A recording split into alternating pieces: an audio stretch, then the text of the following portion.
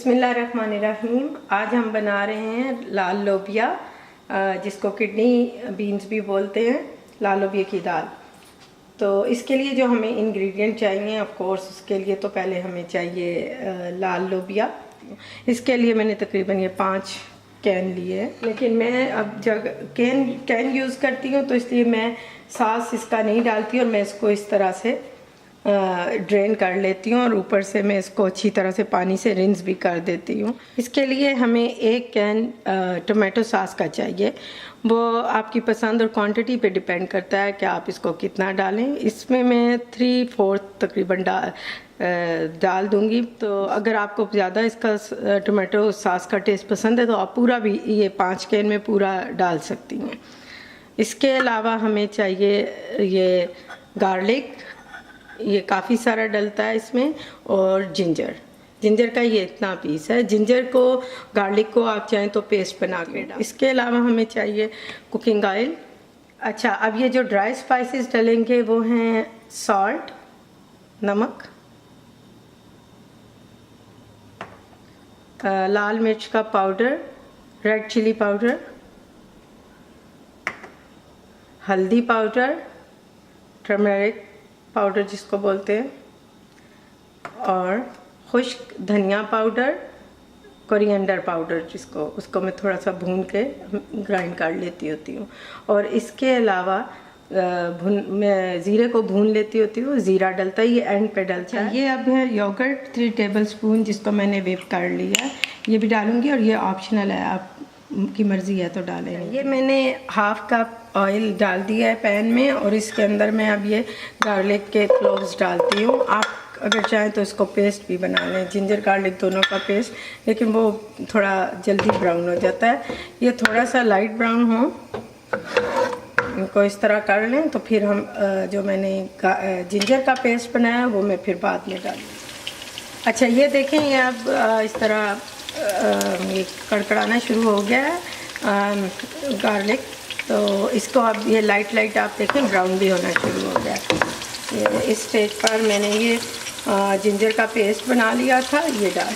इसमें आप फ्लेम को अब थोड़ा कम कर दें, क्योंकि ये जब आप पीस के डालते हैं ना तो इसमें एकदम से ये ब्राउन होने लगता है। अब इस स्टेज पे थोड़ा सा पानी ऐड कर दें ताकि ये ज़्यादा छींटे नहीं हो रहा है। तो अब इसके साथ ही इसी पानी में मैं मसाले ऐड करूँगी। ये 1.5 टीस्पून सॉल्ट है, 1.5 teaspoon red chilli powder, 1 teaspoon level turmeric powder, हल्दी पाउडर है,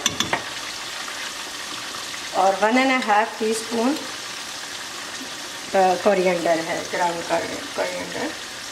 इसमें जो क्यूमिन है वो हमने एंड पे डालना है। वो इसके अंदर, आपको बताया मैंने पहले भी कि सालन के अंदर पकाने में नहीं डालते, कि वो उसका कलर बहुत फिर काला हो जाता है।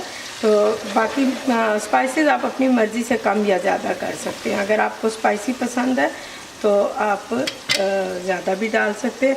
इस तरह आप इसमें थोड़ा सा और पानी ऐड करके इसको थोड़ी देर के लिए कवर कर दें, ताकि ये इसका जो गार्लिक है ये गल जाए। और इसको फ्लेम आहिस्ता कर दें, कवर कर दें 8 to 10 मिनट्स के लिए। देख लें आप दरमियान में, ऐसा ना हो कि पानी खुश्क हो जाए। अब देखें मसाला भी भुन चुका है, इसके साथ ऑयल भी सेपरेट हो गया। अब आप इसका फ्लेम बेशक मीडियम पे कर दें, क्योंकि आपको पहले भी मैंने बताया चीज़ लो फ्लेम पे ज़्यादा अच्छी तरह और ज़्यादा जल्दी गलती है। तो इसलिए मैंने गार्लिक को गलाने के लिए फ्लेम हल्का कर दिया था। और ये भी है कि मसाला जलने का डर भी नहीं होता।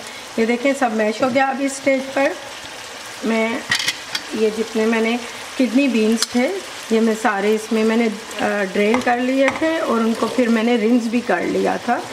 रिंस और ड्रेन करने के बाद फिर ये अब इसमें डाल दूँगी। फ्लेम को ऊंचा कर ले, मीडियम पे। ये मैं डार्क किडनी बीन्स यूज़ करती हूँ, क्योंकि इनका कलर डार्क रेड, इनका कलर अच्छा आता है।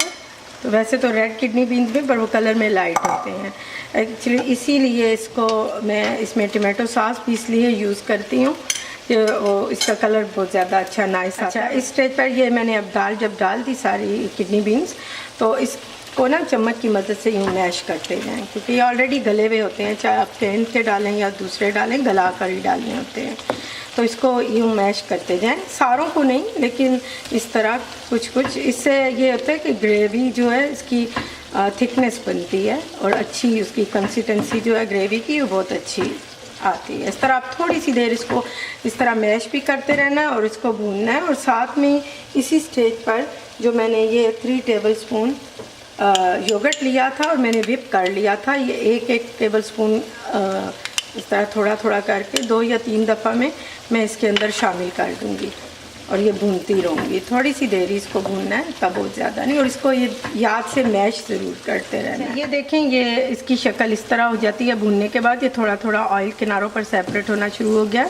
अगर नहीं भी हो तो उसमें कोई फ़िक्र की बात नहीं है, बस इसकी ग्रेवी दही डलने के बाद इसी तरह हो जाती है। मैं आपको बता दूँ कि मेरी रेसिपी में जो दही है वो ऑप्शनल है। कुछ लोग दही के साथ ही सिर्फ बनाते हैं, वो टमाटो सॉस नहीं डालते, लेकिन मैं टमाटो सॉस डालती हूँ इसलिए कि वो ग्रेवी का कलर बहुत अच्छा आता है।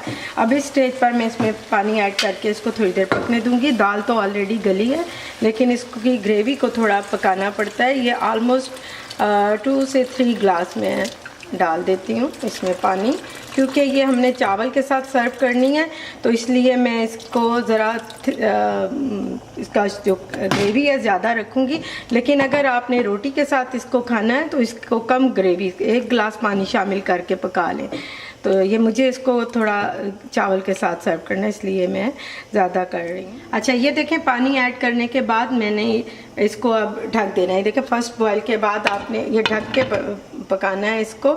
अब इसकी आंच भी मैं फर्स्ट बॉयल के बाद बहुत हल्की कर दूँगी, ताकि ये हल्की आंच पर थोड़ी देर पकता रहे। अच्छा, ये देखें, ये तकरीबन 25 minute to half an hour पकने के बाद मैंने स्लो हीट रखी थी। अगर आपको चाहिए जल्दी चाहिए तो तेज़ भी कर सकते हैं, क्योंकि ये बीन्स तो ऑलरेडी गले हुए हैं। ये देखिए, इसमें ये थिकनेस सी आ गई है और बबल से ही पता चल जाता है कि ग्रेवी में थोड़ी थिकनेस आ गई है। मैं दरमियान में इसको थोड़ी थोड़ी देर के बाद यूँ मैश भी करके देखती भी रही थी, लेकिन उसको आप ऐसे रख सकते। और अब देखें, इसका कलर इतना नाइस नहीं है, इसीलिए मैं इस स्टेज पे ये टमाटो सॉस का ऑलमोस्ट पूरा कैन डाल दूँगी।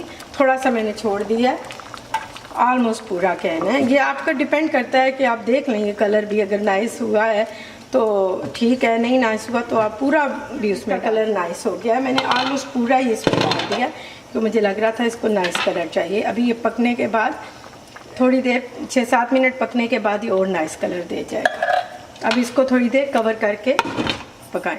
अच्छा, ये देखें, लो हीट पर, बिल्कुल लो हीट पर मैंने टमाटो सॉस डालने के बाद इसको 10 मिनट पकाया था, तो ये रेडी है। इसका कलर भी नाइस हो गया। अगर आपको रोटी के साथ करना है तो आप कम इसकी ग्रेवी बनाएं, तो जिस अपनी ख्वाहिश के मुताबिक है। अब इस स्टेज पर फ्लेम को ऑफ कर दें और इसके ऊपर क्रश जो भुना हुआ ज़ीरा होता है, तो मैंने क्रश कर लिया, सफ़ेद ज़ीरा, क्यूमिन सीड क्रश करके एंड पे तक इसको फिर हमें कवर कर देना होता है, ताकि इसकी खुशबू और अरोमा इसके अंदर रहे। अगर आपसे दाल पकाने में या दोबारा गर्म करने में गाढ़ी हो जाए, थिक हो जाए ज़्यादा, तो इसमें आप थोड़ा सा पानी ऐड करके इसको अगेन 4 to 5 बॉयल दे सकते हैं, लाइक 2 to 3 मिनट बॉयल दे दें। ऐसा ना हो कि दाल अलग और पानी अलग नज़र आए। इसको जो सही इसका थिक टेक्सचर है वो होना चाहिए। अब रेड लोबिया की दाल तैयार है। इसको आप सर्व करें वाइट राइस और बारीक कटा हुआ सलाद या रोटी के साथ।